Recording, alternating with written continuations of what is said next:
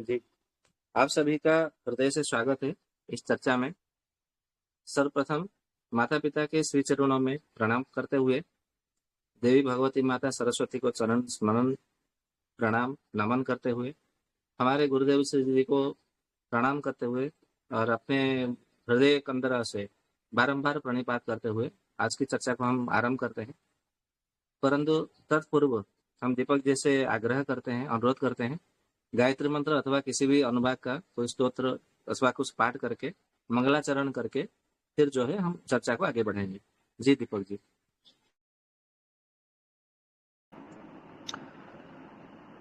सभी को राम राम, जय धन्वंतरी और सभी का स्वागत है आज के सत्र में। जीवन का मूल मंत्र क्या है? सर्वप्रथम हम मंत्र पाठ करते हैं, फिर सत्र को आरंभ करेंगे। सर्वप्रथम भगवान गणेश जी को नमन और वंदन करते हुए ओम अभिप्रेतार्थ सिद्ध्यर्थम पूजितयो सुरैरपि सर्वविघ्न विनाशाय गणाधिपतये नमः। ओम सहनाववतु सहनौ भुनक्तु सह वीर्यं करवावहै तेजस्विनावधीतमस्तु मा विद्विषावहै। जी राम राम, जय धन्वंतरी। आप सभी का आयुर्वेद के विषय पर जो आलोचना सत्र बहुत पहले से चला आ रहा है, गुरुदेव का एक जो मुख्य धारा है, उसी धाराओं के बीच बीच में अन्य अन्य विषयों पर चर्चा किया जाता है।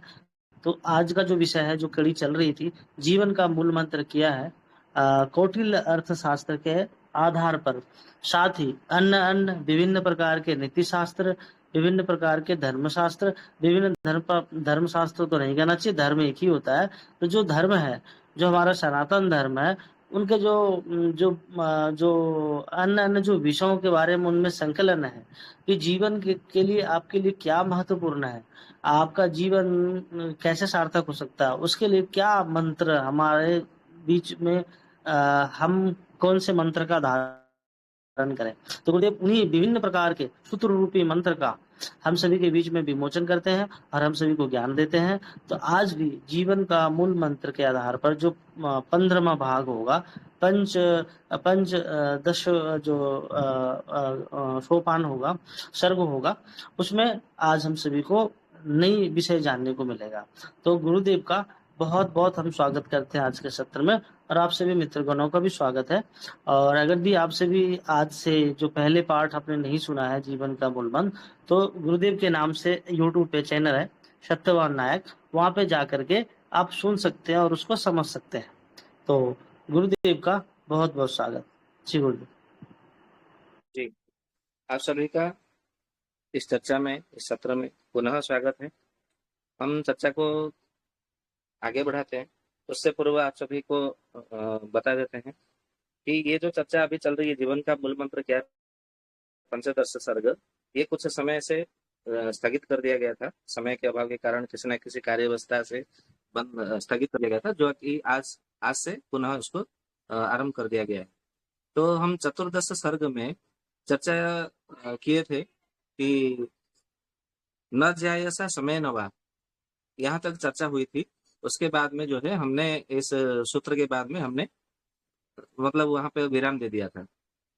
तो उसका अगला जो चर्चा है, अगला जो सूत्र है, जो कि, और अभी आप सभी की जानकारी के लिए बता दूं, ये जो हम अभी चर्चा कर रहे हैं जीवन का मूल मंत्र क्या है, इसको कौटिल्य अर्थशास्त्र और शुक्र नीति दोनों को मिला करके हम आगे बढ़ रहे हैं। और ये जो सूत्र है, जो नीतियां हैं यहाँ पे बताए गए हैं, जैसे आचार्य दैत्य के गुरु आचार्य शुक्र जी ने जो बताया नीति ग्रंथ में, और महामना चाणक्य जी जो देश के कभी प्रधानमंत्री रहे और बिहार की भूमि में मगध देश में चाणक्य बनकर के उनकी बड़ी प्रतिष्ठा हमें सुनने को भी मिलती है। उनकी प्रतिष्ठा, उनका जो यशस्वी जो कार्य किए हैं, यशस्कर कार्य, वो सब उनका लिपिबद्ध के रूप में इतिहास में सुनने को, पढ़ने को, जानने को मिलता है। उनसे कुछ बहुत कुछ सीखने को मिलता है और हम अपने जीवन में कुछ ना कुछ दिशा परिवर्तन कर सकते हैं, उससे सुधारा भी कर सकते हैं। संशोधन किया जा सकता है और उसमें उन्नति, प्रगति, अग्रगति सब कुछ कर सकते हैं। ऐसा मेरा मत है, मेरा मानना है, क्योंकि मैंने उसमें कुछ अनुभव किए हैं और कुछ उन्नति हुआ है। तो उसी कौटिल्य अर्थशास्त्र के आधार पर जो है हम यहाँ पर चर्चा करते हैं। तो उन्होंने अगला जो सूत्र बताया है कि गजपाद विग्रह में व बलवद विग्रह, ये सूत्र वहां पर मिलता है। इसका अर्थ है गजपाद विग्रहम इव, अर्थात हाथी के पैर से टकराने जैसा, विग्रहम इव मतलब ऐसा कहा गया, विग्रह यानी कि युद्ध, इव यानी कि जैसा, और बलवत्त विग्रह अर्थात बलवान व्यक्ति से संघर्ष करना। अर्थात ये कहा गया है कि यदि आप अपने से बलवान व्यक्ति से यदि युद्ध करते हैं या लड़ाई करते हैं या तर्क वितर्क करते हैं, युक्ति करते हैं या वचसा करते हैं, तो आप ऐसा समझ लो कि आप नीचे सोए हुए हैं और हाथी जो है अपना पैर आपके ऊपर टकराने वाला है। ऐसा उन्होंने मतलब कौटिल्य जी ने ये सूत्र वहां पे बताया है। अभी इसको इसको हम ऐसे समझते हैं कि महाभारत में इसको क्या बोला बताया गया है। तो आप सभी महाभारत ग्रंथ भले न पढ़ा हो, परंतु टीवी सीरियलों में, धारावाहिकों में निश्चित रूप से आप इसको देखते हैं। जो कि मुझे इसके साथ में बड़ा प्रसंग तुलनात्मक लगता है, वो है अभिमन्यु का प्रसंग, जो कि चक्रव्यूह में अकेला मतलब वो भीतर प्रवेश कर जाता है। उसको आप साहस नहीं कह सकते, हम उसको दुस्साहस कहा जाएगा, क्योंकि यहाँ पर जो गला गया ना, गजपाद विग्रह में बलवत विग्रह, मतलब हाथी के पैर से आप टक्कर खाने वाले हो, मतलब आप मृत्यु आपका क्षति होने वाला है, आपका हानि होने वाला है, ये है। तो महाभारत का जो भीष्म पर्व में जो बताया गया है कि भीष्म नहीं, द्रोण पर्व के अंतर्गत आता है महाभारत ग्रंथ में। तो अभिमन्यु अकेला था और वहां पे सब तो महारथी, आपने तो टीवी में धारावाहिक में देखा ही है, उसके विषय में मुझे ज्यादा कुछ बताने की आवश्यकता नहीं है। तो ये बिल्कुल, ये जो उदाहरण है आपको उसको समझ लेना चाहिए, तो निश्चित रूप से आपको समझ में आ जाएगा कि इसको क्या ऐसा बोला गया है। ठीक उसी प्रकार हम यदि वाल्मीकि रामायण में इसको लेते हैं, तो रावण जो है, रावण को ऐसा ब्रह्मा जी से जब वरदान मिला था, तो उसने खाली बोला था कि मुझे खाली नर और बानर से कोई भय नहीं है, बाकी सभी से जो है मेरा मृत्यु कभी नहीं होगा और मुझे कोई मार नहीं सकता। बस नर और बानर क्या है, वो तो हमारा खाद्य, हमारा भोजन है, हम राक्षसों का आहार है, हम उसको भोजन करते हैं नर और बानर को। तो नर और बानर से मुझे कोई भय नहीं है।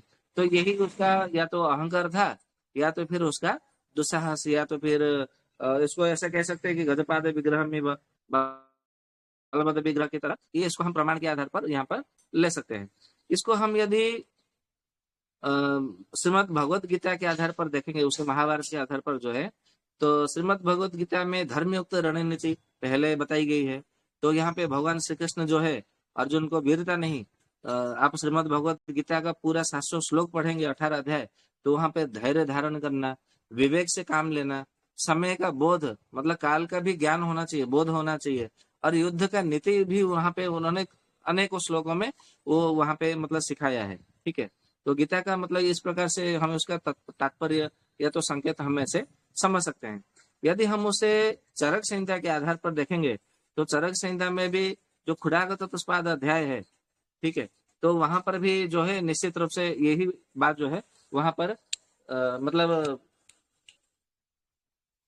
वहां पर मतलब जो है इसी बात को वहां पर प्रमाणित होता है, इसी सिद्धांत के आधार पर कि अत्यंत यदि रोग प्रबल हो, रोग यदि जीर्ण हो गया हो, अति जीर्ण हो गया हो, शीर्ण अवस्था में हो गया हो, अति शीर्ण अवस्था में हो गया हो, या तो जटिल अवस्था में चला गया हो, और इसी बात को लेकर के इंद्रिय स्थान में भी वहां पर चरक संहिता में, सुश्रुत संहिता में बताया गया है कि रोगी का यदि इंद्रिय स्थान वहां पर यदि उसका मृत्यु का जो है संकेत यदि मिल रहा हो, ठीक है, कि वो इतने समय में मरने वाला है, कि कोई एक दिन में मरने वाला है, कोई एक घड़ी में मरने वाला है, कोई एक पक्ष में मरने वाला है, कोई 3 दिन में मरने वाला है, वो सब मृत्यु का संकेत इंद्रिय स्थान में बहुत अच्छे से वहां पर बताया गया है।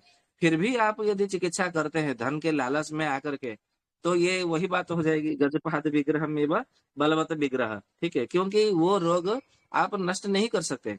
जैसे रोगों का मतलब जो है उन्होंने 3 अवस्था या 4 अवस्था बताई गई है। कोई कोई टीकाकार 3 अवस्था बताते हैं, तो कोई कोई टीकाकार 4 अवस्था बताते हैं, चतुरावस्था, त्रयावस्था।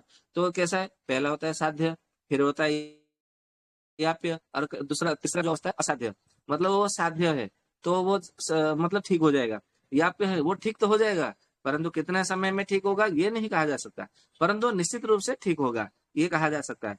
असाध्य मतलब जब तक जियोगे तब तक आपको औषधि का सेवन करना ही पड़ेगा, क्योंकि वो रोग बीमारी कभी ठीक नहीं होगा ही नहीं। जैसे हम आजकल लेते हैं प्रमेह को, क्योंकि आजकल बड़ा महामारी की तरह फैल रहा है। जैसे बरसात के दिनों में मेंढक चारों ओर फैलने को देखने को मिलता है। आजकल शहर तो शहर, नगर तो नगर, गांव गांव में भी, पूर्व पल्लियों में, जो कि मतलब ग्रामीण क्षेत्र के छोड़ दो, जो कि पहाड़ों में पर्वतों में जो वास करने वाले होते हैं आदिवासी क्षेत्र के लोग, वहां पर भी देखने को मिलता है। तो डायबिटीज से प्रमेह के रोग देखने को मिलता है। तो कहने का अर्थ है, उसको आयुर्वेद में 3 भाग में विभक्त किया गया। कफज प्रमेय, पित्तज प्रमेय, वातज प्रमेय। कफज प्रमेय को साध्य माना, पित्तज प्रमेय को याप्य बोला गया है, और वातज प्रमेय को असाध्य बोला गया है। फिर भी ये ये अभी कितने लोग आयुर्वेद को पढ़ते हैं नहीं पढ़ते, वो उसके बारे में मैं टिप्पणी करना उचित नहीं समझता। फिर भी यदि आप यूट्यूब खोलेंगे या कई सारे ऐसे ग्रुप में देखेंगे, तो वहां पे ऐसे ऐसे आपको वैद्य मिलेंगे जो बोलेंगे कि डायबिटीज मैं तो ऐसे छुमंतर में एक ही महीने में ठीक कर देता हूँ। कोई बोलते हैं मैं 1 सप्ताह में ठीक कर देता हूँ। कोई कहते हैं कि अरे डायबिटीज तो कुछ नहीं है, मैं 6 महीने में ठीक करके बता दूंगा आपको, गारंटेड इलाज है। तो मैं मतलब चिंता में पड़ जाता हूँ, मतलब विचार में मग्न हो जाता हूँ। तो भाई ये चरक जी सुश्रुत जी को तो कुछ पता ही नहीं था। आजकल के जो वैद्य लोग है तो बहुत जानकार है भाई। ये तो चरक जी ने तो वहां पे बोला है कि ये तो असाध्य है, वातज प्रमेय, जो इसको हम मधुमेह बोलते हैं, तो ये कैसे ठीक कर देंगे। सुश्रुत जी ने भी उसको असाध्य बोल दिया, वातज प्रमेय को। अष्टांग संग्रह में वृद्ध बागवट जी ने असाध्य बोला है। अष्टांग हृदय में भी असाध्य बोला हुआ है। भेल संहिता में, हरि संहिता में, वैशज रत्नावली में, भाव प्रकाश में, योग रत्नाकर में, सारंग धर्म में, मतलब यहाँ तक कहने का अर्थ है कि आयुर्वेद के चिकित्सा के जितने सारे ग्रंथ है, आप सभी ग्रंथ में देखेंगे तो मधुमेह को वातज प्रमेय में 4 लिया है और उसको असाध्य माना गया है।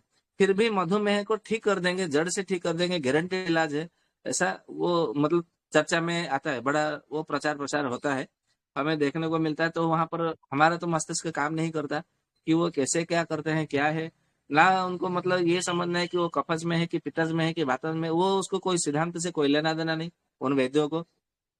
ना उनको सूत्रों का कोई संबंध है, ना उनको समझना है, ना रोगी का प्रकृति देखना है, ना अग्नि को देखना है, ना दोष को देखना है, ना धातु को देखना है, उसका रोग का इतिहास लेना है, कुछ नहीं।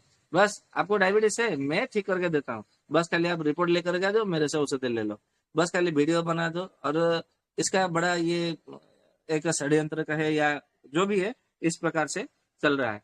तो इसको यदि हम आध्यात्म के रहस्य के आधार पर देखेंगे, तो अंतःकरण में भी कोई कोई जो साधक है, पुस्तकों को पढ़ करके, जैसे आजकल सबको योगी बनना है, योग गुरु बनना है, तो क्या करते हैं, कोई घेरन संहिता ले आते हैं, कोई पतंजलि योग दर्शन, कोई पतंजलि योग सूत्र, या तो कोई कोई गीता प्रेस गोरखपुर से निकला हुआ आता है ना योग, उस ग्रंथ का नाम याद नहीं है, गीता प्रेस का भी आता है एक ग्रंथ योग के ऊपर, योग प्राणायाम के ध्यान के ऊपर, छोटा सा मतलब 300-400 का पुष्ट का मतलब रहता है। तो उसको पढ़ करके घर में ही प्राणायाम से सीधा प्राणायाम, ना यम से कोई संबंध है, ना नियम से कोई संबंध है, ना आसन से कोई संबंध है, कुछ नहीं। यम नियम आसन तो ये छोड़ दो, बस खाली आसन को थोड़ा थोड़ा महत्व दे दो, प्राणायाम पहले करो, और फिर उसके बाद में शवासन, मतलब पहले प्राणायाम फिर आसन, ये पूरा उल्टी दिशा।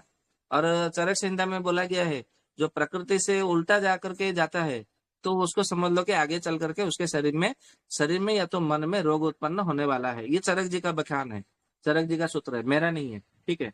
तो प्रकृति कैसा है और विकृति कैसा है, तो पतंजलि योग दर्शन में आप देखेंगे सूत्र में, वो प्रकृति क्या है उन्होंने बताया है, एक एक सोपान, क्या सोपान बताया है, तो बताया कि सबसे पहले यम, फिर नियम, फिर आसन, फिर प्राणायाम, फिर ध्यान, फिर धारणा, फिर समाधि, ये एक एक सोपान है, एक एक सीढ़ी है आपको ऊपर छत तक पहुंचने की, ठीक है।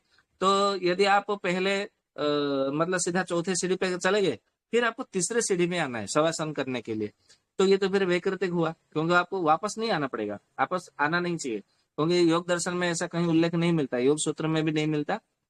और आप यदि देखेंगे हमारे चक्रदत्त जो कि ग्रंथ है, चक्रपाणी जी का टीका, उसमें, और इनका टीका, क्या नाम है उनका, एक नाम भूल गया हूं मैं, याद आएगा तो मैं बता दूंगा। चरक संहिता के ऊपर उनका टीका है, बहुत अच्छा, आचार्य दृढ़वल विरचित दृढ़वल जी का टीका भी आप उसमें देखेंगे, उसमें भी यही बात बताया गया है, प्राणायाम ध्यान के ऊपर उन्होंने सूत्र स्थान में एक अध्याय में बताया गया है, ठीक है। तो आप आगे जाना, फिर से पीछे आना, तो ये तो फिर व्याघ्रपाद गति हो गया। व्याघ्रपाद गति जो है ना, वो वैकृतिक गति है, प्राकृतिक गति नहीं है। जब हम आयुर्वेद के आधार पर देखते हैं तो उसमें कई सारे गतियों के विषय में वर्णन है। सिंहावलोकन गति, व्याघ्रपाद गति, मंडूक गति, ऐसे गति कितने 64 प्रकार की गतियों के विषय में वर्णन मिलता है आयुर्वेद के ग्रंथों में। हालांकि चरक संहिता में सूत्र रूप में वर्णन है, परंतु उन सूत्रों की व्याख्या जो है अन्य अन्य ग्रंथों में विस्तार रूप से, विशद रूप से वर्णन मिलता है। कभी जब हम चरक संहिता के ऊपर एक एक चर्चा करेंगे तो मैं उसमें निश्चित रूप से बताऊंगा। अब ज्यादा देर नहीं है, इसका जीवन का मूल मंत्र क्या है, इसका ज्यादा से ज्यादा 60 चर्चाएं होगी। 60 सर्ग के बाद में हम सीधा पाचक पित्त को शुरू करेंगे आयुर्वेद के विषय में। तो वो सारा का सारा रहस्य मैं आप लोग के सामने उपस्थापना करूंगा, जैसा मतलब मैंने गुरु जी से सीखा है 10 साल रह करके। तो आजकल साधक क्या करते हैं, योग गुरु बनने के चक्कर में, योग प्राणायाम करने के चक्कर में, तो वो अहंकार से या दंभ से या असंयम से, जिसको अनियंत्रित कहते हैं, ठीक है, अनकंट्रोल जिसको अंग्रेजी में कहा जाता है, वो सीधा साधना में उतर जाते हैं। वो से अपना शरीर का कोई शोधन नहीं, मन का कोई शोधन नहीं, और अपने विचार का कोई शोधन नहीं करना है, सीधा प्राणायाम पे उतर जाना है। और प्राणायाम, अनुलोम विलोम और क्या क्या मतलब सब करते हुए एक एक करके आगे सीढ़ी पे उतर जाना है।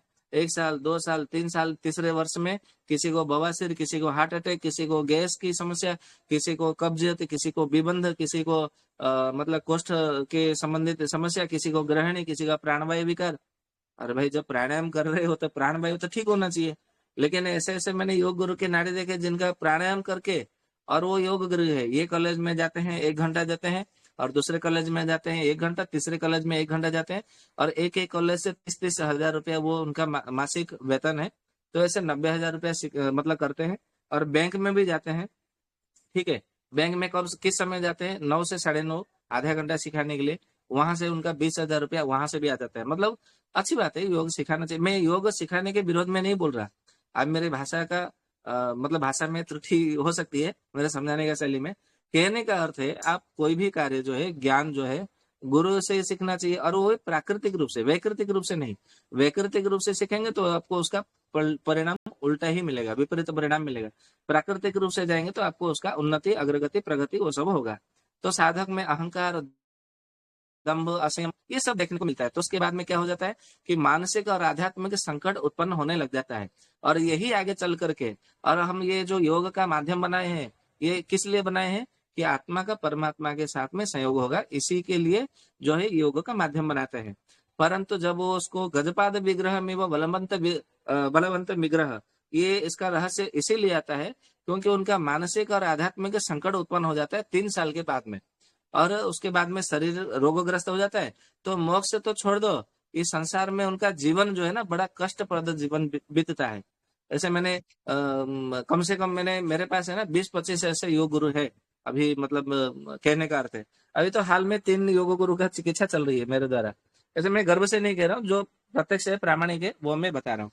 तो वीरता और मूर्खता के बीच में थोड़ा सा सूक्ष्म अंतर है जो बाहर दिखाई नहीं देता। तो गुरु के सानिध्य में, गुरु के आश्रय में रहेंगे तो निश्चित रूप से वहां पर दिखाई देता है। अगला सूत्र है आम पात्र मामेन सह विनश्यति। इसका अर्थ है आम यानी कि जो कच्चा, हम बोलते हैं ना आयुर्वेद की भाषा में, आपके आम संचित है, या तो आम बन गया, या तो फिर आम, आमातिसार, ऐसे रोग भी है, आमातिसार, आम ज्वर। मतलब आम बन जाता, कब बन जाता है, जब पित्त पित्त कुपित होता है और कफ जो है प्राकृतिक रूप में नहीं होता। तो संचित कफ और मतलब विकृत कफ और कुपित पित्त, ये दोनों का जब समावेश हो जाता है तो वहां पर आम बनने लगता है। आम बन जाता है, फिर धीरे धीरे धीरे धीरे पूरे शरीर में जहां जहां पित्त, जहां जहां कफ जाता है, वहां वहां जो है आपको आम से संबंधित रोग, क्लेश, जो कष्ट, पीड़ा, वो सब देखने को मिलता है, अनुभव में ऐसा मिलता है। तो इसको, ये तो हो गया आयुर्वेद के विषय में, हम चर्चा करेंगे इसका रहस्य को। आम अर्थात कच्चा या तो अपरिपक्व, ऐसा व्याकरण के शब्दों के उसके आधार पर ऐसा बताया गया है। पात्र में यानी कि कोई भी बर्तन, जैसे मिट्टी का बर्तन, चांदी का बर्तन, सोने का बर्तन, लोहे का बर्तन, प्लास्टिक का बर्तन, ठीक है, ऐसे। तो पात्र में यानी कि बर्तन हो गया। आमेन यानी कि दूसरा कच्चा पात्र के साथ में, सह यानी के साथ में, विनश्यति नष्ट हो जाता है। ये चाणक्य जी ऐसे कहते हैं कौटिल्य अर्थशास्त्र में, सूत्र में, कि आम पात्र आमेन से विनश्यति, मतलब एक कच्चा पात्र, यानी कि आप यहाँ पे कोई लोहे का ही ले लीजिए, लोहे को पहले पिघलाते हैं, वो अच्छी तरह से बना नहीं है, ठीक है। और वहां पर जो है दूसरा हम लोहे का पात्र ले लिया, जो वो भी अच्छे से बना नहीं, अब इसको जो है लो करके हम थोड़ा सा उसको घिसेंगे, या ऐसे मतलब उसको जोड़ेंगे तो ये भी नष्ट हो जाएगा, वो भी नष्ट हो जाएगा। ठीक इसी तरह समझने के लिए बहुत अच्छा है मिट्टी का बर्तन। कुम्हार ने क्या किया, उसको मिट्टी का बर्तन को घड़ा और दूसरा एक मिट्टी का बर्तन घड़ा और उसको सुखाया धूप में। सुखाने के बाद में फिर से क्या है, आग में उसको जलाना पड़ता है। जब तक वो आग में जलेगा नहीं तब तक वो उसको कच्चा अपरिपक्व ही माना जाता है। परिपक्व यानी कि उसको अग्नि में जब हम पकवाते हैं, पहले सूर्य पाक फिर अग्निपाक, दोनों जब वो पक जाता है तब जाकर के उसको परिपक्व या तो मतलब वो ठीक है अभी व्यवहार के उपयोग है, ऐसा हम कह सकते हैं, कहते हैं। तो यदि हमने एक कच्चा पात्र को दूसरे कच्चा पात्र के साथ में यदि हमने घिसा तो दोनों नष्ट हो जाता है। तो कहने का अर्थ है, एक आधा अधूरा ज्ञान किसी ने अर्जित किया है और दूसरा कोई आधा अधूरा ज्ञान अर्जित किया और दोनों जो है वहां पे बहस बहस में लगेंगे, जड़ेंगे, तो फिर वो में दोनों का ही मतलब नष्ट होगा, दोनों का ही नुकसान होगा। ठीक है, क्योंकि किसी में एक में भी उसमें पूर्णता नहीं है ज्ञान का। ठीक उसी तरह कोई ऐसे कोई आधा मतलब जिम में जा रहा है और उसने थोड़ा बहुत सीखा है, उसका पूरा जो पूरा टॉप लेवल ऐसा सुना जाता है कि ब्लैक जो काला पट्टा है वो पूरा होता है, ऐसा मैंने सुना है। हालांकि मुझे उसके बारे में इतना जानकारी नहीं है, जो जाते हैं कराटे बॉक्सिंग में। ठीक है, यदि किसी ने उसका पूरा ब्लैक पट्टी तक वो नहीं मतलब पहुंचा, आधा मतलब कहीं तक पहुंचा है और दूसरा कोई आधा उसमें पहुंचा है और दोनों में टकराव टकराव होते हैं, तो दोनों में जो है ना असंयम रहेगा, अनियंत्रित दोनों हो जाएंगे और दोनों एक दूसरे को मतलब मारेंगे पीटेंगे, फिर दोनों का ही मतलब उसमें नुकसान होगा ही होगा, इसमें कोई संदेह नहीं है। ये ऐसा मतलब हम कह सकते हैं। आप इसको हर क्षेत्र में इसको आप अप्लाई कर सकते हैं, अंग्रेजी में यदि मतलब कहे तो मतलब उसको आप उपयोग करके देखें, प्रयोग करके देखें परीक्षण के आधार पर। ठीक है, ये बिल्कुल इसमें सटीक बैठता है आपके जीवन में या नहीं बैठता। तो आपके कहीं पर भी आप किसी भी क्षेत्र में जाए, किसी भी विभाग में किसी भी व्यक्ति से आप बात करें तो आप समझ ले कि सबसे पहले वो सामने वाला व्यक्ति परिपूर्ण है, मतलब परिपक्व है। परिपूर्ण तो संसार में कोई नहीं है, इस बात को आप मतलब मस्तिष्क में बिठा ले। परिपूर्ण ना मैं स्वयं हूँ, ना आप में से कोई परिपूर्ण हो सकता है। ठीक है, केवल परिपूर्ण तो केवल परमात्मा ही होते हैं, बाकी संसार में कोई परिपूर्ण आज तक ना हुआ है ना हो सकेगा। ऐसा क्योंकि मतलब शिव जी ने ही अनेकों मतलब ऐसे संहिताओं में भी मिलता है, रुद्र संहिता में, शिव संहिता में, ऐसे बहुत सारे संहिताओं में भी मिलता है और आयुर्वेद ग्रंथों में भी ये इसका निश्चित रूप से बताया गया है। क्योंकि जब महर्षि भरद्वाज जी को देवराज इंद्र से, स्वर्ग के राजा देवराज इंद्र से चरक संहिता में सूत्र स्थान में और फिर जो है विमान स्थान में बताया गया, चिकित्सा स्थान में भी एक जगह बताया गया कि महर्षि भरद्वाज जी को दिव्य 12 वर्ष लगे थे आयुर्वेद के खाली सूत्र संबंध सूत्र सुनने के लिए। मतलब केवल केवल उन्होंने ग्रहण किया, मतलब उन्होंने कोई प्रश्नोत्तरी नहीं किया, कोई शंका समाधान ऐसा कुछ किया नहीं। देवराज इंद्र उनको बताते गए, वो सुनते गए, धारण करते गए, बस सूत्र के रूप में वो बताते गए, ये सूत्र के रूप में सुनते गए। तो सूत्र की तो अनेक बहुत सारी व्याख्या हो सकती है। तो आयुर्वेद का जितना सारा है वो सबके सब सूत्र के रूप में है, कोई भी व्याख्या के रूप में नहीं है। इसीलिए अनेक अनेक टीकाकार, अनेक अनेक भाष्यकार उसको अनेक अनेक टीकाओं में संकलित करते हैं और मिलता भी है संसार में। ठीक है, तो वहां पर आपको सबसे पहले देख लेना ये परिपक्व है या नहीं है।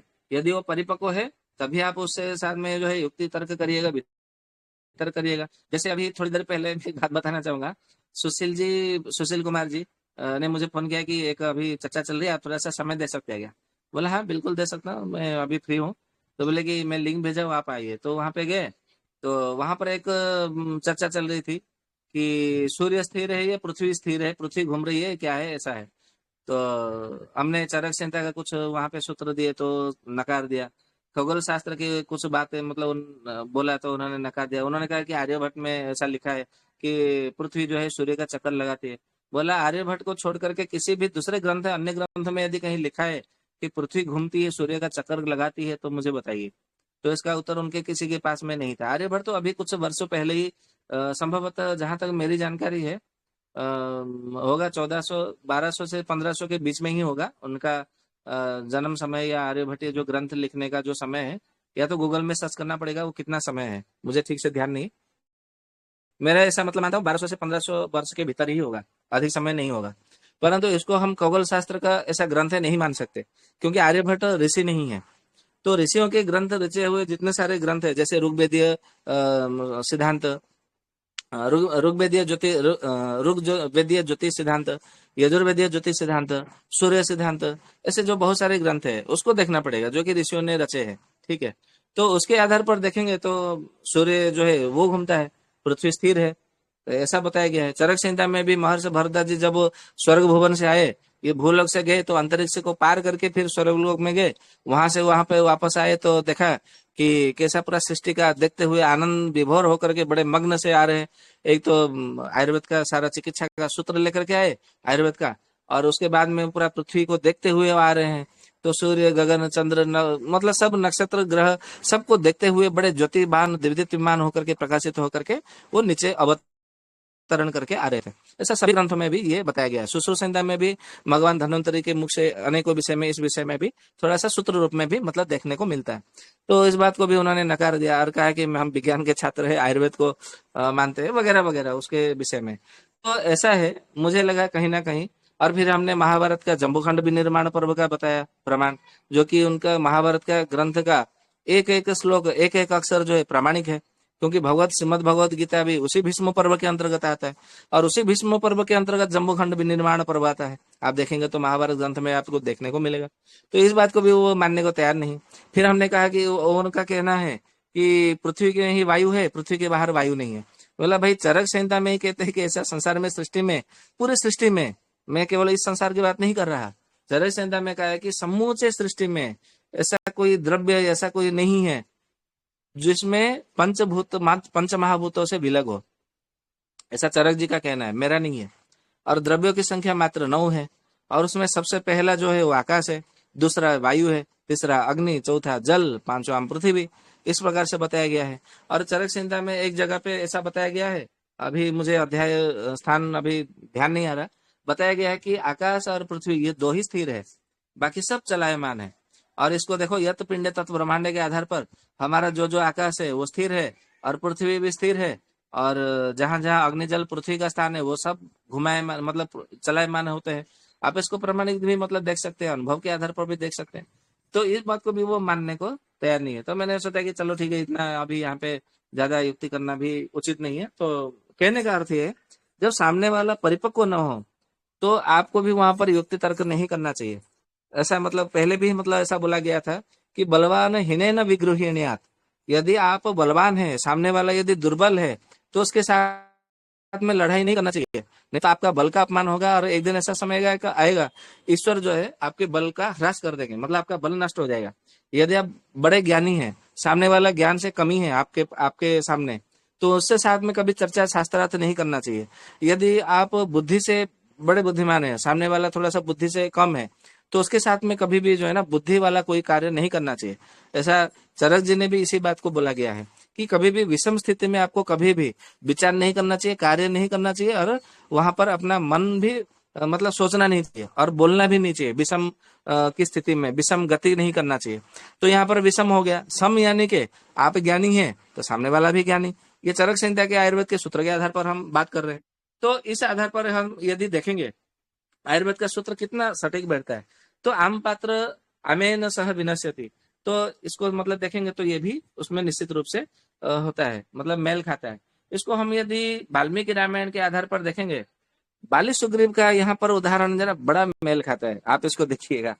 तो आम पात्र आमेन सह विनश्यति, तो वहां पे बाली जो है बलवान है, और सुग्रीव जो है थोड़ा सा बल में कमी है। परंतु बलवान जो है ना, क्योंकि आम पात्र दोनों यदि आम होते यानी कि अपरिपक्व होते तो दोनों ही नष्ट हो जाते, परंतु उसमें एक जो है बलवान था, ठीक है। और बाली जो है सुग्रीव को हर बार छोड़ देता था, जा तुझे मतलब तू कायर है, तू क्या मेरे से लड़ाई करेगा, तो मेरा छोटा भाई जा, ऐसा उसको बोल करके तिरस्कार करके उसको छोड़ देता था, भगा देता था उसको। सुग्रीव जो है कुछ दिनों के बाद में कुछ सेना एकत्रित करता था, यहाँ से वहां से सहायता लेकर के फिर उसके ऊपर टूट पड़ता था, चढ़ाई करता था। बाली बोलता था तो फिर आ गया, निर्लज, तुझे लाज नहीं आती, बार बार अपना मुंह दिखाना जाता है, मैं होता तो मैं तुझे अपना मुंह कभी नहीं दिखाता, चल जा भाग जा इधर से, मैं अभी तुझे चुनौती देता। ऐसा वो बार बार कहता रहता है, मतलब वो नीति के आधार पर वो मानता है, मतलब वो पालन करता है, ठीक है। उसको यदि हम आयुर्वेद का सूत्र के आधार पर देखेंगे तो भी वो काम करता है। तो यहाँ पे सभी लोगों का प्रश्न आएगा, तो फिर भगवान राम ने क्यों मारा? भगवान राम ने फिर उनको मतलब जो है क्यों मारा, इसका केवल एक ही कारण है, क्योंकि उसने दूसरे की पत्नी का अपहरण किया। क्योंकि आयुर्वेद में भी कहा गया है कि दूसरे की पत्नी को माता समझना चाहिए। तो उसने दूसरे की पत्नी, और खास करके छोटे भाई की पत्नी, छोटे भाई की पत्नी अपना पुत्री के समान होता है, ये ऐसा बोला गया हमारे धर्मशास्त्रों में। चाहे मनुस्मृति से लेकर के वशिष्ठ स्मृति तक आप देखिए, या तो ब्रह्म पुराण से ब्रह्मांड पुराण तक देखिए, चाहे आप उपनिषदों में भी देखें। एक उपनिषद में बताया गया है, संभवतः कठोपनिषद या ऐसा कोई उपनिषद था, मुझे अभी ध्यान में नहीं आ रहा है। ठीक है, तो इस प्रकार से वहां पे बताया गया है, लेकिन उसने इस बात को नहीं माना, तो इसीलिए उसका जो है वहां पर बार बार उसका सुग्रीव का मतलब हानि होता था, चोट खाना पड़ता था। ठीक है, फिर उसके बाद में जो है यदि हम देखेंगे तो पहले के बहुत सारे ऐसे मतलब जो है आपको उदाहरण मिलेगा, जैसे कि हेतुतः शत्रु मित्र भविष्यतः ह्यमान संधि कुर्वेतः तेजो ही संधान हेतु ददर्धमान नामम। इस प्रकार से मतलब आपको बहुत सारे जो है सूत्र मिलते हैं, रहस्य देखने को मिलता है निश्चित रूप से, इसमें कोई संदेह नहीं है। ठीक है, तो इसके बाद में फिर हम अगला सूत्र के ऊपर जाते हैं, अरि प्रयत्न अभी समीक्षेतः। इस प्रकार से देखने को मिलता है, अरि यानी के शत्रु, प्रयत्न यानी कि प्रयास करना, योजना बनाना, या तो यत्न करना, प्रयत्न यानी कि प्रयास करना एक प्रकार से। फिर अभिसमीक्षित यानी कि भली भांति निरीक्षण करना, समीक्षा करना, भली भांति अच्छे से विचार करने से, गहराई से मंथन करते हुए आपको निरीक्षण करना और प्रयास करना चाहिए, या तैयारी करना चाहिए, प्रस्तुत करना चाहिए, ऐसा हम इसका अर्थ निकलता है। हम इसको महाभारत में यदि देखेंगे तो विदुर नीति में विदुर धृतराष्ट्र को बार बार समझाते हैं, महात्मा विदुर जी, कि शत्रु को कभी भी तुच्छ नहीं समझना चाहिए, उसकी शक्ति को समझना चाहिए, उसकी योजना के विषय में निरीक्षण करते रहना चाहिए, अपने बल के ऊपर निरीक्षण करना चाहिए, तब जाकर के शत्रु के पक्ष के प्रति जो है युद्ध की तैयारी करना चाहिए। और फिर उसी तरह हम यदि वाल्मीकि रामायण में भी देखेंगे तो भगवान श्री राम जी लंका पर आक्रमण करने से पहले हनुमान को दूत बना करके भेजा था। उसमें दो कारण था, पहला ये कि उनको तो पता था कि उनको जटायु ने बता दिया था, कबंध राक्षस ने बता दिया था, और भी किसी ने बताया, विराध नहीं, कबंध ने बताया था, जटायु ने बताया था। हाँ, सुग्रीव जी जब मतलब सुग्रीव जी से भेंट हुई तो सुग्रीव ने भी उनको बताया था कि दक्षिण दिशा की ओर मतलब पुष्पक विमान में रावण लेकर के एक स्त्री को लेकर के जा रहा था, उसने आभूषण मतलब फेंके थे अपने आंचल में बांध करके। तो जब वो आभूषण को ला करके दिखाते हैं तो वहां पर लक्ष्मण जी कहते हैं कि नाहम जानामि कयोरम नाहम जानामि नाहम जानामि कयोरम नाहम जानामि, दूसरा मतलब क्या है, नुपुरम, केवल मतलब नुपुर नहीं, केवल नुपुरम अभिजानामि नित्य पादा भी बंदनाथ, ऐसा करके ये आपको हनुमत विरचित महानाटक में ये श्लोक मिलेगा। ये श्लोक वाल्मीकि रामायण में नहीं है, ये श्रीमद हनुमत विरचित महानाटक में ये श्लोक मिलता है। मतलब मैं, हाँ, केयूरम मतलब मैं केयूर नहीं जानता, मणिबंध मथामणि किसी को नहीं जानता, केवल मैं ये पैर का नुपुर पायल को ही मैं जानता हूँ, क्योंकि मैं प्रतिदिन उनको प्रणाम करता था तो पद बंधन के लिए, तो मैं ये पैर के नुपुर को मतलब मैं देखता था। इस प्रकार से उन्होंने कहा था। तो राम जी को तो पता ही चल गया था कि वो लंका में है, दक्षिण दिशा में है, तो फिर भी राम जी ने क्यों उनको हनुमान जी को दूत बना करके भेजा? और हनुमान को ही क्यों भेजा, किसी और को भी तो भेज सकते थे। इसीलिए भेजा क्योंकि हनुमान जी बड़े ज्ञानी है, सूर्य के शिष्य है, भगवान के शिष्य है, परम बुद्धिमान है, बल में भी प्रबल है, और सब कुछ ज्ञान में निपुण है, सब कुछ दूरदृष्टि भी उनके पास रहता है, बड़े मेधावी है, और वो आवश्यक पड़ने पर युद्ध भी कर सकते हैं। और सीता जी का केवल अन्वेषण जो है वो केवल बहाना था, छल था। एक मतलब बात आपको समझ लेनी चाहिए, क्योंकि भगवान राम जी को इसके विषय में पता ही चल गया था, इसमें कोई मतलब बात नहीं है मुख्य रूप से। तो उन्होंने इसलिए भेजा था वहां पर कि तुम जाओ और वहां पर जो है जाकर के तुम ये मतलब पता करके आओ कि उसके पास कितने सेना है, उसके पास क्या क्या अस्त्र शस्त्र है, उसके पास में क्या क्या मतलब कोषागार है, और कहाँ क्या है, उसका मतलब राज्य का क्या सीमा है, राज्य की क्या गतिविधि है, सब जानकारी इकट्ठा करके आओ। ये उसके पीछे का रहस्य था, जो कि केवल हनुमान जी ही समझ सके थे और कोई नहीं समझ पाया था। लेकिन सबको लगा था कि सीता जी का ठाव करने के लिए, सीता को खोजने के लिए हनुमान जी को भेजा है। अरे भाई, उनको तो पहले से पता था कि समुद्र के पार कबंध को जैसे ही उन्होंने वध किया, जलाया, वो गंधर्व रूप में या वो गंधर्व था, गंधर्व के रूप में आया अपना रूप में, तो उसने बोल दिया कि मैं देख पा रहा हूँ कि आप अंत में आपकी ही विजय होगी, उनको तो बता दिया था। और कह दिया था कि समुद्र की, अब दक्षिण दिशा में जाएंगे, समुद्र के उस पार जो है लंका है, जो कि स्वर्णमय नगरी है, सोने की लंका है, वहां पर रावण वास करता है। और आपकी जो पत्नी सीता है, एक सिंसपा नाम की वृक्ष है उसके नीचे बैठी हुई है। और जो जहां बैठी है उस वन का, जो उद्यान का नाम है, उपवन का नाम है अशोक वाटिका। अशोक वाटिका के सिंसबा वृक्ष के नीचे आपकी पत्नी बैठी है, बड़े गुमसुम है, और कसाय वस्त्र पहनी हुई है, यानी कि गेरुआ वस्त्र पहनी हुई है, बड़े उदास भाव से बैठी हुई है। और वो कुछ राम राम ऐसा जप कर रही है, बस मुझे इतना दिख रहा है और मैं कुछ नहीं जानता। ये वाल्मीकि रामायण में देखो प्रमाणित है, देखने को मिलता है। तो सब कुछ जानकारी तो राम को मिल गई थी, तो इसीलिए ही भेजा था कि सारी योजनाओं को समझने के लिए, ये एक आप समझ सकते हैं दंड नीति या राजनीति या अर्थनीति या कूटनीति, आप इसको ऐसे नामकरण दे सकते हैं, ठीक है। और आयुर्वेद के सिद्धांत के आधार पर जो है हम रोगी का इतिहास लेते हैं।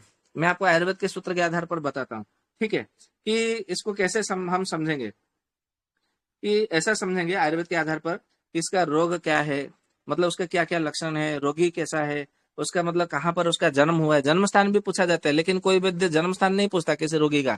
अच्छा कहाँ से आए हैं वो अपने डायरी में लिख देते हैं, अच्छा यहाँ से आए हैं, ठीक है ठीक है, क्या काम करते हैं वो लिख देते हैं, ठीक है। लेकिन उसका जन्म स्थान भी पूछना चाहिए, ये चरक संहिता में बताया गया है, परीक्षा 10वीं परीक्षा के आधार पर।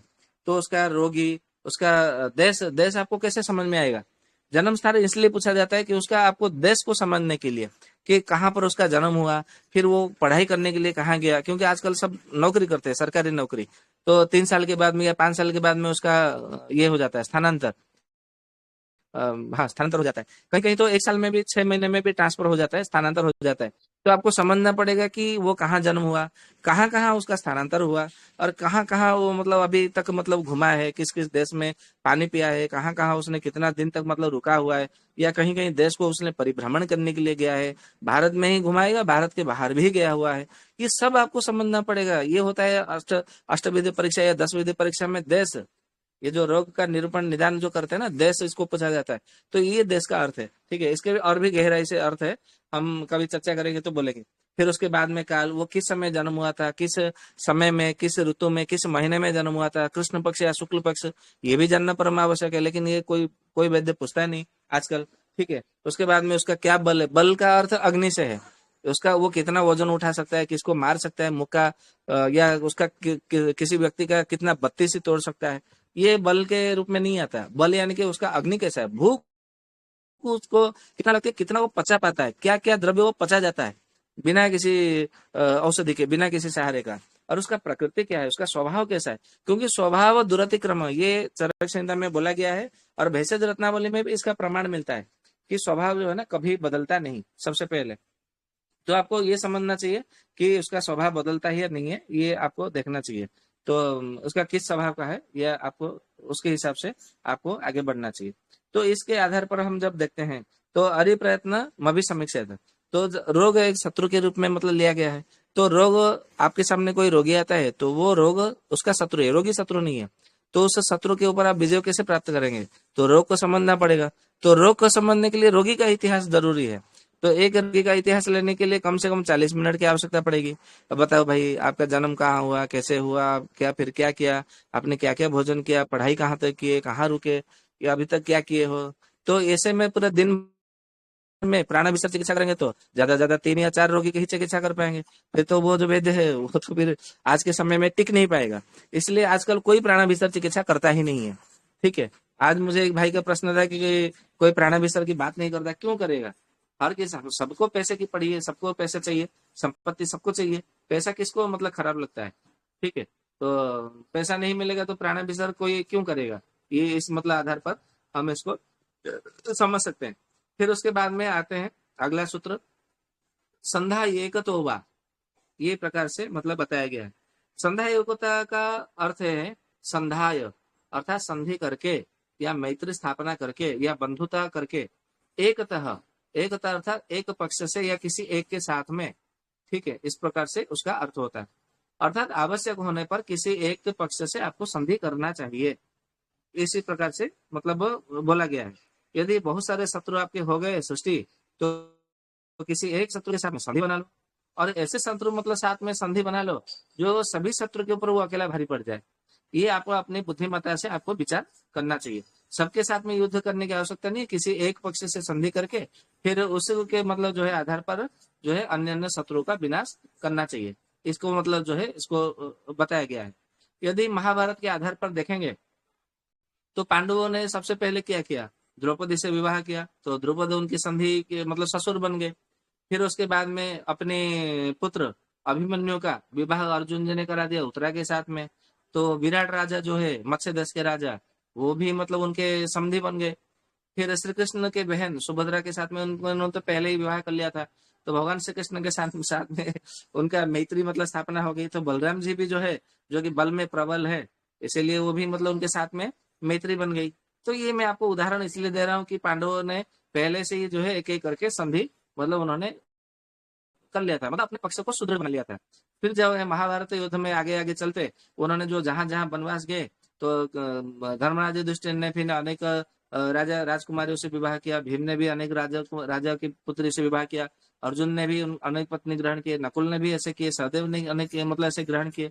फिर उनके अनेक जो है राजाओं के साथ में उनका संधि बन गया, कहीं कहीं कोई ससुर बन गए, कोई साला बन गए, कोई समधि बन गए। इस प्रकार से अपने अपने जो है पक्ष को बढ़ाते गए, अपने बल को बढ़ाते गए। फिर जो है आगे चल करके महाभारत युद्ध में वो सब सहायक बने, जो कि अकेला 7 अक्षौणी सेना जो है 11 अक्षौणी सेना के ऊपर भारी पड़ा। हालांकि हम इसको आध्यात्म के आधार पर देखेंगे तो भगवान श्री कृष्ण ने ही सारी लीलाएं की है। शंख मतलब बजता था और चक्र जो है सबका छेदन करता था, भेदन करता था, ऐसा कहा जाता है। हालांकि वो बात तो ये है, अलग बात है। परंतु यदि हम सांसारिक दृष्टि से देखें, आयुर्वेद के दृष्टिकोण से देखें, तो ये बिल्कुल जो है सूत्र बिल्कुल सटीक बैठता है। ठीक है, वाल्मीकि रामायण में भी ऐसा है। भगवान राम जी ने सबसे पहले सुग्रीव जी से संधि की, फिर उन्हें वानर सेना मिली, फिर हनुमान उनके साथ में कई मंत्रियां भी मिल गए। फिर जो है सीता जी के उन्होंने जो है रक्षा कर पाए, रावण का वध हुआ। फिर उनके साथ में मतलब जो उससे पहले विभीषण भी आकर के उनके शरण में आगे मिल गए। तो इस प्रकार से चाहे महाभारत देखे, रामायण देखे, जो भी हमारे इतिहास के आधार पर संध्या एक तो बा ये बिल्कुल सटीक बैठता है। फिर उसके बाद में अगला जो सूत्र है, अमित्र विरोधा आत्मरक्षा आवश्यक, इस प्रकार से मतलब बोला गया है। अमित्र विरोधात, अमित्र अर्थात शत्रु, विरोधात अर्थात विरोध या संघर्ष या व्यर्थ शत्रुता के कारण, ऐसा है। आत्मरक्षा मतलब अपनी रक्षा, आवश्यक अर्थात सुनिश्चित करे या उसमें स्थिर रहे, उसको आवश्यक बोला जाता है व्याकरण के आधार पर। अर्थात शत्रु के विरोध के समय में सबसे पहले यह है कि अपनी रक्षा सुरक्षा अवश्य कर लेना चाहिए।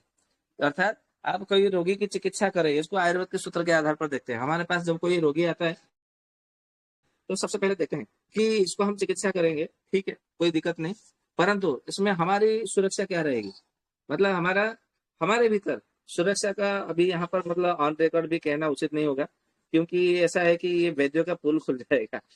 तो मैं कभी ऑफलाइन इसका रहस्य बता दूंगा, या तो कभी वैद्यों का मतलब चर्चा होगी तो वहां पे बता दूंगा, क्योंकि ये रिकॉर्डिंग आने वाली है, तो मैं इसको थोड़ा सा अलग दृष्टिकोण से बताता हूँ। ठीक है, अपने आत्मरक्षा मतलब करना चाहिए, क्योंकि यदि हम अपनी आत्मरक्षा नहीं करेंगे, जैसे मान लीजिए कि कोई तांत्रिक है, जब वो भूत को भगाता है या कोई चुड़ैल को भगाता है या तंत्र की क्रिया करता है, तो सबसे पहले अपना शरीर का वो बंधन करता है, फिर दिग बंधन करता है। ठीक है, उसके बाद में वो भूत को भगाता है, चुड़ैल को भगाता है।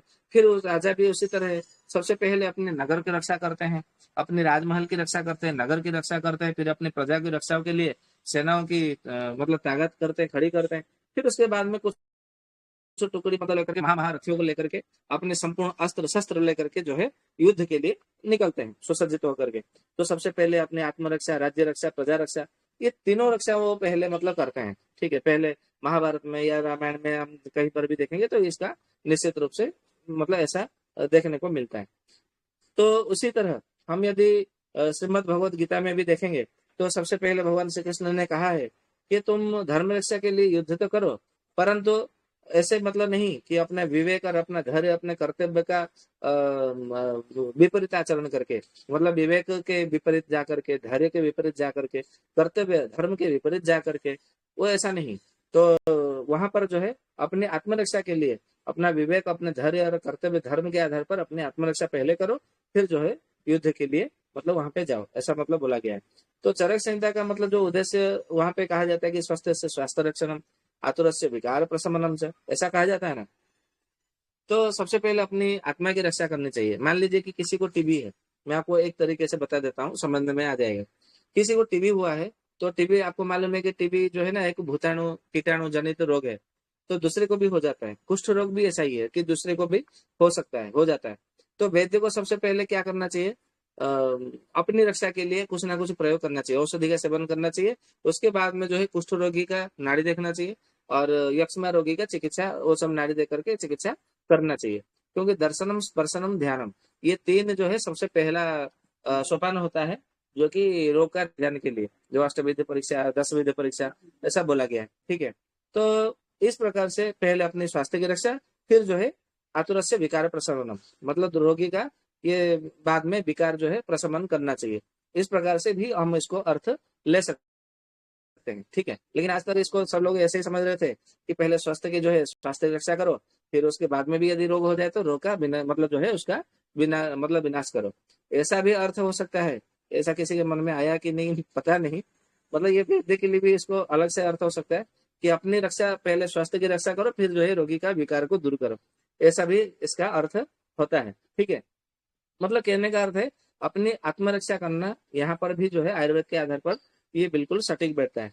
शुक्र नीति के आधार पर भी देखेंगे तो आचार्य शुक्र जी ने यही बात बोला है कि सबसे पहले अपने अपना रक्षा करो, फिर सेना की रक्षा करो, दुर्ग की रक्षा करो, कोष की रक्षा करो, गुप्तचरों की रक्षा करो। क्योंकि गुप्तचर नहीं रहेंगे तो सेना शत्रु सेना वाली जो बात है, आगे जो उनकी अगला योजना हमें कैसे पता चलेगा।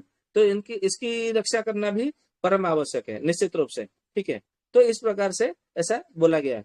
फिर जो है अगला सूत्र ऐसा है कि शक्तिहीनो बलवंत आश्रयत, बलवंतम आश्रयत, ऐसा बोला गया है। जो शक्तिहीन है अर्थात जो शक्ति से हीन है, बल से हीन है, दुर्बल है, बलवंतम अर्थात बलवान है, जो समर्थ है, जो शक्तिमान है, आश्रयत उसका आश्रय लेना चाहिए, उसका शरण लेना चाहिए, या उससे सहायता सहयोग कामना करना चाहिए, लेना चाहिए, ऐसा मतलब कहना चाहिए। मतलब ये उसका अर्थ है।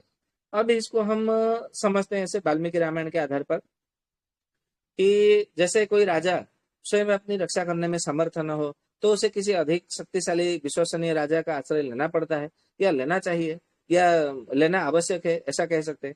ये राज्य की रक्षा का एक उपाय है, ऐसा माना गया है। तो पहले के समय में आप जब महाभारत या वाल्मीकि रामायण ऐसे कुछ देखेंगे, बहुत सारे ऐसे उदाहरण दृष्टांत उसमें बोला गया है कि यदि मेरा ये कोई काम कर देगा तो मैं अपनी पुत्री का विवाह उससे कर दूंगा और अपने आधा राज्य उसे दे दूंगा। ऐसे कई सारे कहानी भी आपको सुनने को पढ़ने को कहीं ना कहीं ऐसा मिला होगा, या बचपन में बाल्य अवस्था में सुनने को निश्चित रूप से मिला होगा।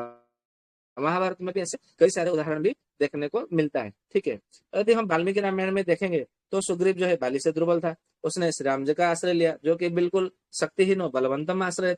जो शक्तिहीन होता है वो बलवान का आश्रय लेना चाहिए। तो सुग्रीव ने क्या किया, राम जी का आश्रय लिया। ठीक है, फिर जो है बाली का वध हुआ, तो राज्य उसे फिर अपना राज्य मिला, पत्नी मिली, फिर उसके बाद में उसे तारा भी मिल गई, रोमा भी मिली, तारा भी मिली, है कि नहीं। तो धर्म का भी मतलब स्थापना हुआ। विभीषण भी ऐसा ही है कि विभीषण से जो बलवान है वो रावण है, रावण ने उसे देश से निकाल दे दिया। तो विभीषण वहां से आया और आकर के जो है राम जी के शरण में आया, और जो है फिर उसके बाद में रावण का वध हुआ, फिर वो लंका का राजा बना।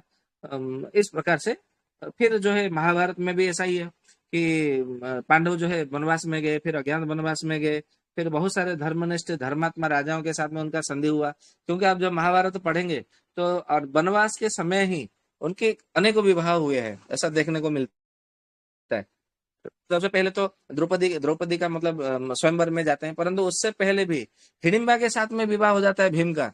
अब ये महाभारत ग्रंथ पढ़ेंगे, हिडिंबा हिडिंब वध पर्व में हिडिंबा का विवाह उसमें वर्णन मिलता है। और हिडिंबा मतलब कहाँ है, आप कभी मनाली जाएंगे तो वहां पर मनाली में हिडिंबा जंगल मिलेगा और हिडिंबा का मंदिर भी मिलेगा। मतलब भीम जो है पांचों पांडव वहां पे गए थे, दिल्ली से उधर मनाली की तरफ गए थे, और वहीं पे हिडिंबा राक्षस रहता था, हिडिंबा राक्षसी वहीं रहती थी। तो वहां पर उसका जो है वध होकर के हिडिंबा से उनका भीम का विवाह हुआ। तो उसके बाद में जो है कुछ दिन वहां पर मतलब रुके, फिर उसके बाद में चारों भैया आगे, फिर भीम कुछ दिनों के बाद में भीम आए, एक चक्र नगरी में मिले। फिर वहां पर जो है जाकर के बकासुर का वध हुआ, भीम ने बकासुर का वध किया। फिर जो है द्रौपदी से का फिर से जो है अर्जुन ने स्वयंवर में जाकर के लक्ष्य भेद किया, तो द्रौपदी से उनका फिर जो है विवाह हुआ। ऐसा इस प्रकार से मतलब बनाया जाता है। यदि हम वेदों की बात करें, आप ऋग्वेद में देखेंगे इंद्र सूक्त, अग्नि सूक्त, वरुण सूक्त, ऐसे बहुत सारे मतलब सूक्त है जिसमें ये प्रार्थना की जाती है इंद्र देवता से, अग्नि देवता से, वरुण देवता से कि आप हमारी सुरक्षा करो, आप हमें बल प्रदान करो, ठीक है। और सूर्य भगवान से भी मतलब ऐसा प्रार्थना की जाती है, आप हमें रक्षा करो, आप हमारी रक्षा करो, हमें बल प्रदान करो, हमें शक्ति दो, हमें दिव्य दिव्य बुद्धि प्रदान करो, हमें दीर्घायु प्रदान करो, हमें ज्ञान से ओतप्रोत कर दो, दिव्य ज्ञान से। ऐसे हम वहां पर जो है प्रार्थना करते हैं। ऋग्वेद में अनेकों ऐसे मतलब मिलता है। ठीक उसी तरह यदि आप यजुर्वेद में देखेंगे तो यजुर्वेद में अनेक सूक्त में भी मतलब ऐसे ही प्रार्थना मिलता है।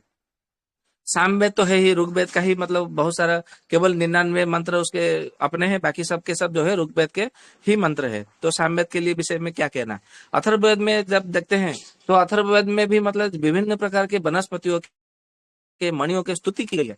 हे वनस्पति, हे वृक्ष देवता, आप हमें बल प्रदान करें, आप हमें आशीर्वाद प्रदान करें, आप हम पर कृपा करें कि हमारा ये जो रोग नाश हो जाए, हमारा मन स्थिर हो जाए। मतलब ये कहने का अर्थ है कि हम एक प्रकार से बलवंत का ही तो आश्रय ले रहे हैं, है कि नहीं।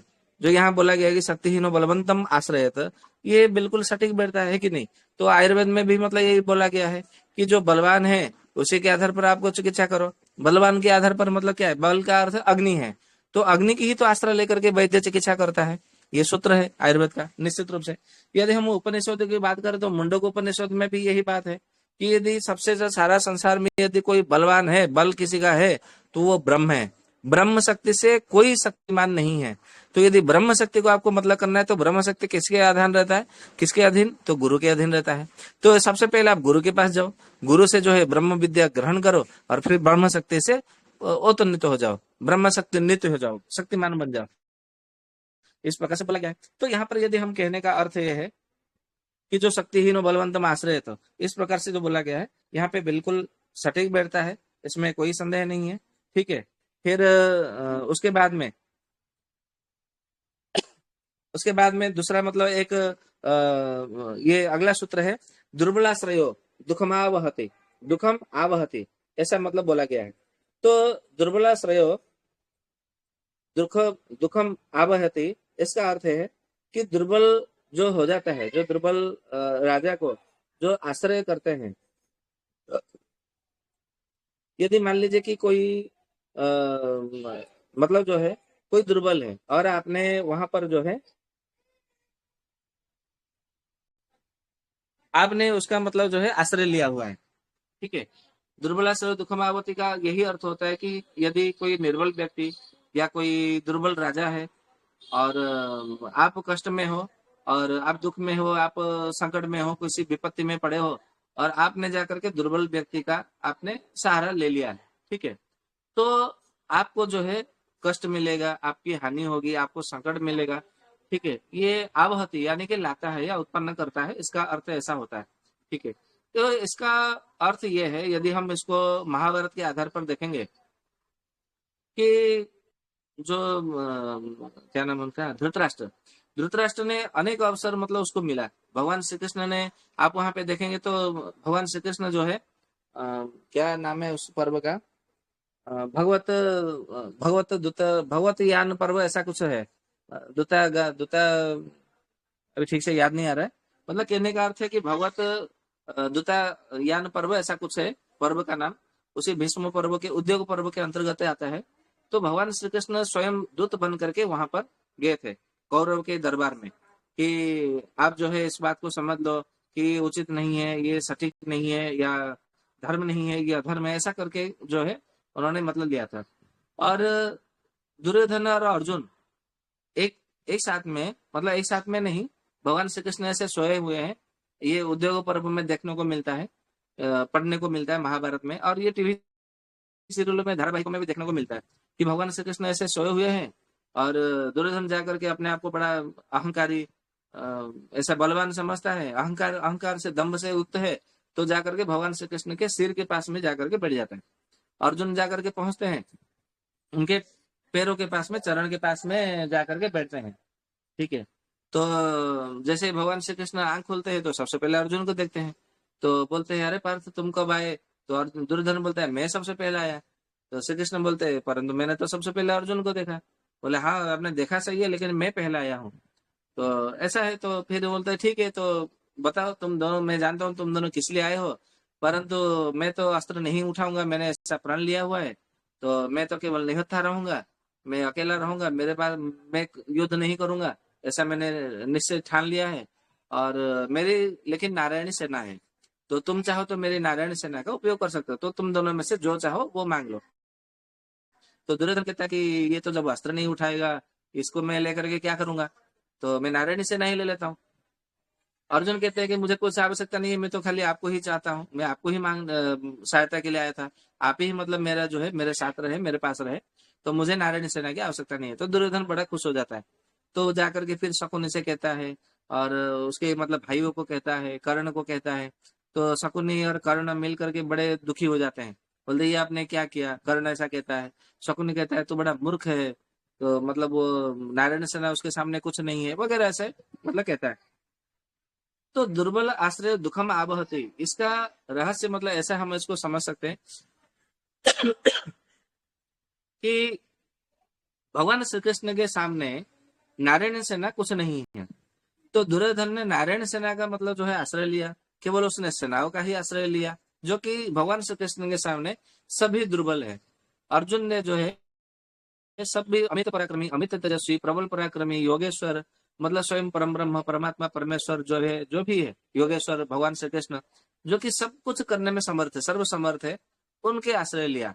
तो इसीलिए जो है पांडवों के पक्ष की जो है विजय हुई, ऐसा मतलब सभी कहते हैं, सभी शास्त्रों में, गीता में भी ऐसा बोला गया है। ठीक है, वाल्मीकि रामायण में भी मतलब देखते हैं, सुग्रीव ने बाली का नहीं, श्री राम का आश्रय लिया, क्योंकि श्री राम भगवान धर्म पराक्रम और विश्वसनीयता से बड़े मतलब उनके पराक्रम दिखाए थे। क्योंकि दुंदुभी का जो अस्थि समूह था, उन्होंने एक ही अंगूठे के भार से ही उन्होंने मतलब उसको उड़ा दिया था। 7 ताल का जो वृक्ष था, एक ही तीर में ही उन्होंने धनुर्बाण लेकर के, एक ही तीर में मतलब पूरा 7 के 7 ताड़ वृक्ष का उन्होंने छेदन कर दिया था। तो उनको बड़ा विश्वास हो गया कि विश्वसनीयता से ये मतलब जो है बलवान है। तो सुग्रीव ने उनका आश्रय लिया, फिर उसके बाद में उनका पराजय हुआ।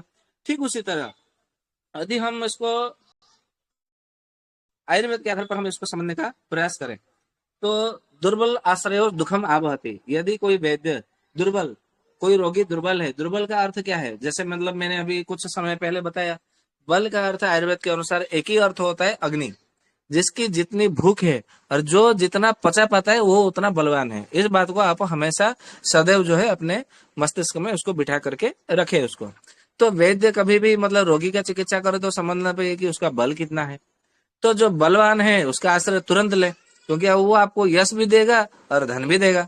परंतु जो दुर्बल आश्रय है, दुर्बल आश्रय यानी कि जिसका अग्नि पूरा मंद हो गया है, वो दुर्बल है। तो ऐसे रोगी को जो है ना, आप गंभीरता से मतलब नहीं लेना चाहिए। ऐसा आयुर्वेद का सूत्र है, मैं नहीं कह रहा हूँ। ऐसा नहीं कि मतलब उसकी चिकित्सा नहीं करना चाहिए, बिल्कुल करना चाहिए, परंतु वो असाध्य है, याप्य भी नहीं है, और सुख साध्य नहीं है, साध्य भी नहीं है। ठीक है, तो असाध्य है, तो जब तक वो जी रहा है जी रहा है, और जब तक वो जी रहा है तब तक उसके वो जब तक वो चिकित्सा करना चाहे करा रहा है, कराने दो, और आपको उसकी चिकित्सा करो। परंतु वो ठीक हो जाएगा, स्वस्थ हो जाएगा, उसकी कहीं पर भी आप गारंटी मत लो, पूरा निर्दिष्ट निश्चित ऐसे मत लो। ऐसा वैद्यों के लिए ऐसा बोला गया है। इसीलिए तो इंद्रिय स्थान अलग से मतलब बताया गया है, बोला गया है कि इंद्रिय स्थान, इसीलिए मतलब चरक संहिता में, सुश्रुत सभी ग्रंथों में है।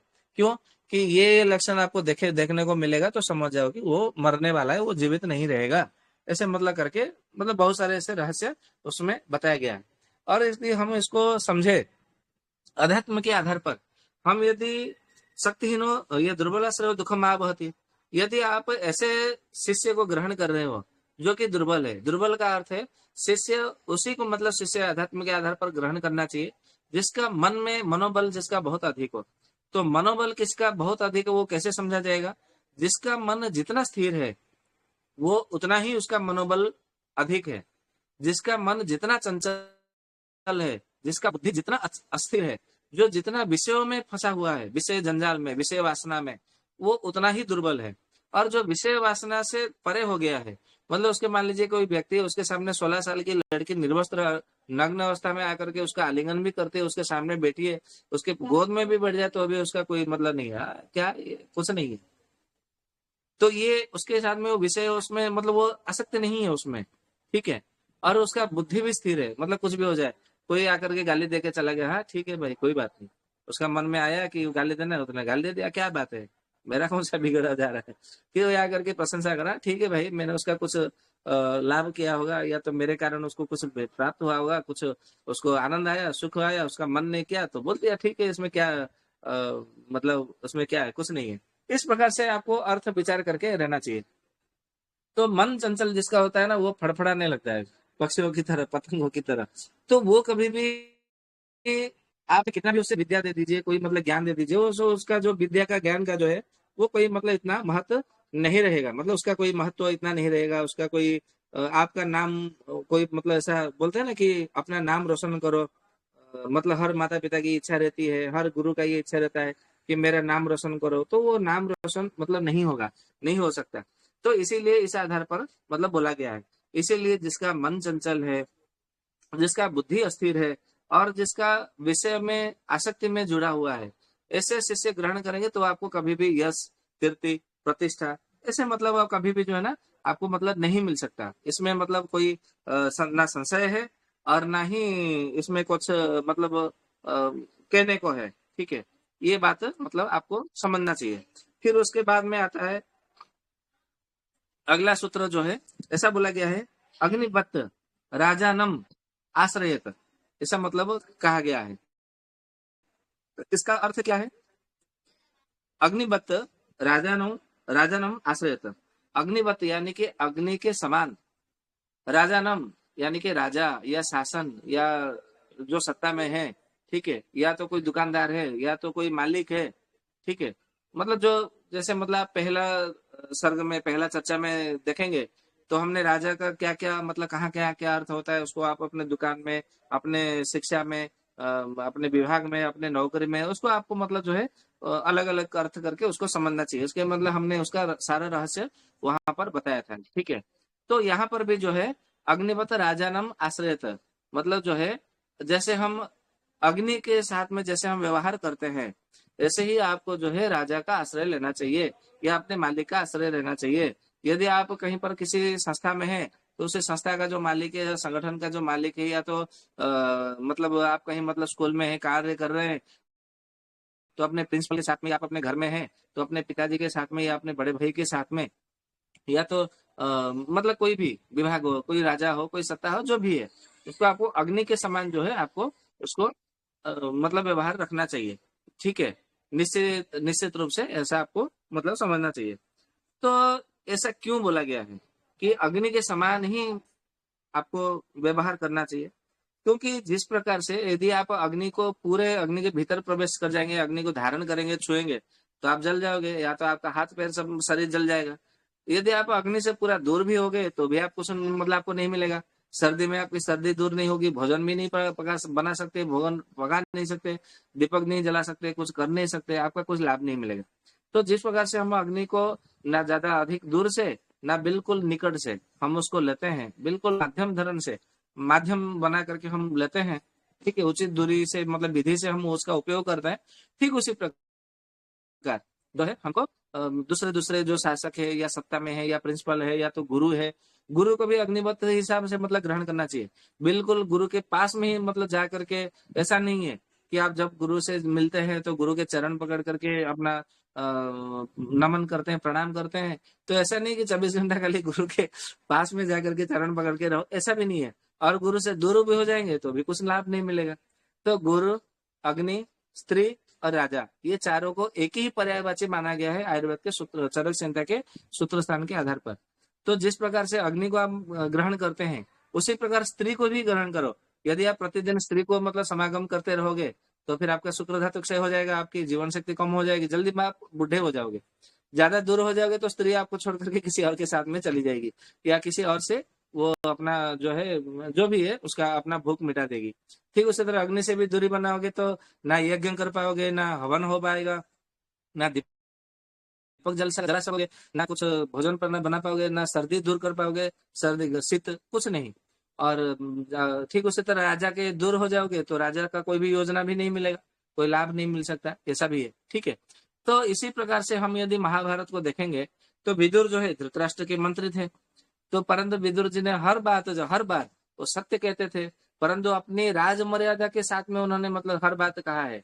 सत्य कहने का अर्थ ये नहीं कि मतलब बिल्कुल सटीक, मतलब सत्य के सत्य 100% मतलब सत्य ही बता दो, ये भी नियम नहीं है। हर बार में, हर बात में, हर अपनी स्थिति में, हर मर्यादा को आपको मतलब अपनी बनाए रखनी है। मर्यादा के आधार पर आपको कोई भी कार्य करना है, बात बतानी है। ये महात्मा विदुर जी के धृतराष्ट्र जो है वो दो भाई है, ठीक है। धृतराष्ट्र बड़े भाई है, भले वो राजा हो, महात्मा विदुर उनके छोटे भाई है, फिर भी वो प्रधानमंत्री बने। फिर भी भाई के नाते जितना कहना था उतना भाई के नाते कहते थे, प्रधानमंत्री के तौर पर जितना कहना था उतना ही कहते थे। वो अधिक नहीं कहते थे कि भाई मेरा बात आपको मानना ही पड़ेगा, स्वीकार न करना ही पड़ेगा। कभी नहीं कहा कि आपको मतलब मेरी बात मानना चाहिए, स्वीकार करना चाहिए। वो हर बात यही कहते थे कि शास्त्रों में ऐसा लिखा है, शास्त्रों में ऐसा वर्णन मिलता है, शास्त्र ये कहता है महाराज, फिर आपको जैसा रुचि हो वैसा ग्रहण करे। इस प्रकार से बाद में वो शास्त्र का हवाला दे करके वहां से अपनी मर्यादा, वो अपना मर्यादा वो स्वयं में बांध करके रह जाते थे। कहने का अर्थ है कि भले वो राजा हो, अपने बड़े भैया, फिर भी उनसे उतना ज्यादा मिलते जुलते नहीं थे। परंतु दुर्योधन ने राजशक्ति का दुरुपयोग किया। पिताजी से मतलब आकर के कहते थे कि वो राजा के भीतर मतलब घुस जाते थे, राजा के साथ मतलब प्रवेश कर जाते थे कि आपको मेरी बात मानना पड़ेगा, यदि आप नहीं करेंगे तो मैं आत्महत्या कर लूंगा, या तो मैं अग्नि में दाह कर दूंगा, या तो मैं ऐसा कर दूंगा, वैसा कर दूंगा। इस प्रकार से वो डराता था दुर्योधन हर बात में। और धृतराष्ट्र जो है पुत्र मोह में अंधे हो जाते, वो तो जन्मांध थे ही, पुत्र मोहांध भी हो जाते थे।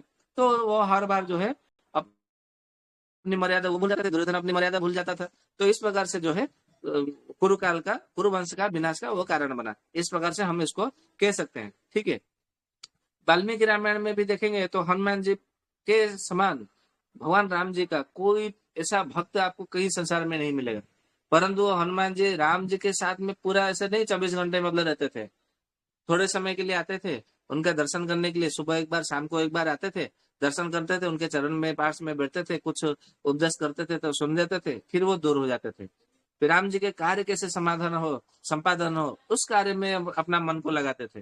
परंतु ऐसा नहीं कि वो दिन रात खाली राम राम करके राम जी के चरणों में बैठा करते थे, ऐसा नहीं है। फिर सुग्रीव जी भी है कि भले वो मित्र बन गए, राजा भी मतलब है, उनके कार्य कर रहे हैं, ऐसा नहीं कि दिन रात खाली राम जी के पास में बैठ करके मतलब उनके साथ में अभी मित्र है तो ऐसा रहे, वो ऐसा नहीं है। थोड़ा समय मतलब चर्चा किया, फिर बाद में वो अपने शिविर में जाते थे, अपना जो कार्य वो करते थे। लक्ष्मण जी भी ऐसे ही है। लक्ष्मण जी भी मतलब देखो थोड़े समय मतलब वो रहते थे उनके कार्य में, फिर दूर से ही वो निरीक्षण करते थे। राम जी के पास में से 24 घंटे मतलब बैठ करके 8 प्रहर नहीं रहते थे, कहीं पर भी मतलब उल्लेख नहीं मिलता है। विभीषण भी ऐसा है, मतलब आप कहीं पर भी मतलब देखेंगे तो निश्चित रूप से ऐसा बोला गया है। तो आप ऋग्वेद में देखेंगे, ऋग्वेद का प्रथम मंडल का प्रथम सूक्त, उसमें ओम अग्निमीळ पुरोहितम करके मंत्र से शुरू होता है।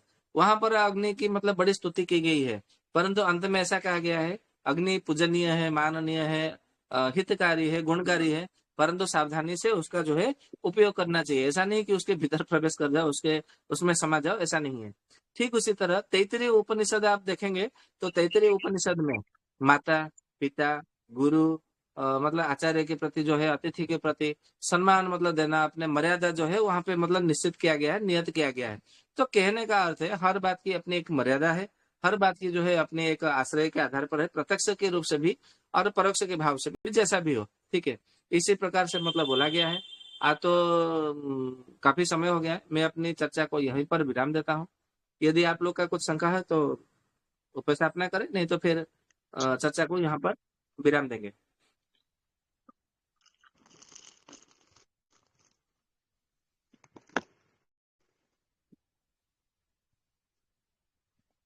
ठीक है, तो किसी का कोई शंका नहीं है तो दीपक जी से मैं अनुरोध करता हूँ शांति पाठ कराते, फिर चर्चा को समापन की ओर ले जाते हैं। जी। जी बताओ।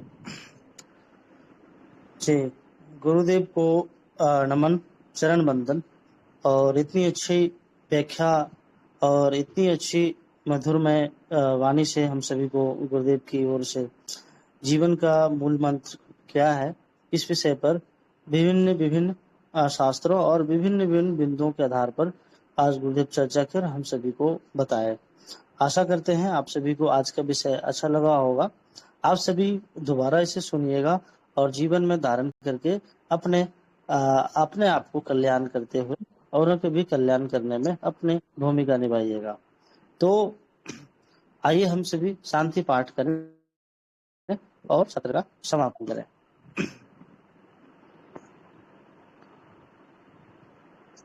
ओम स्वस्ति न इंद्रो वृद्धश्रवाः स्वस्ति नः पूषा विश्ववेदाः स्वस्ति नस्ताक्षर्यो अरिष्टनेमि स्वस्ति नो बृहस्पतिर्दधातु। ओम शांति शांति शांति। सभी को राम राम, जय धन्वंतरी। गुरुदेव के श्री चरणों में नमन। जय गुरुदेव। आप सभी का चर्चा में जुड़ने है तो बहुत बहुत धन्यवाद। और इसी के साथ में ये आज का चर्चा को हम यहीं पर समापन करते हैं। फिर मिलते हैं अगली चर्चा अगले कड़ी में षोडश सर्ग में षोडश सोपान में हम मिलते हैं। ठीक है, तब तक के लिए आप सभी की से शुभरात्रि। जय जगन्नाथ, जय भगवान धन्वंतरी।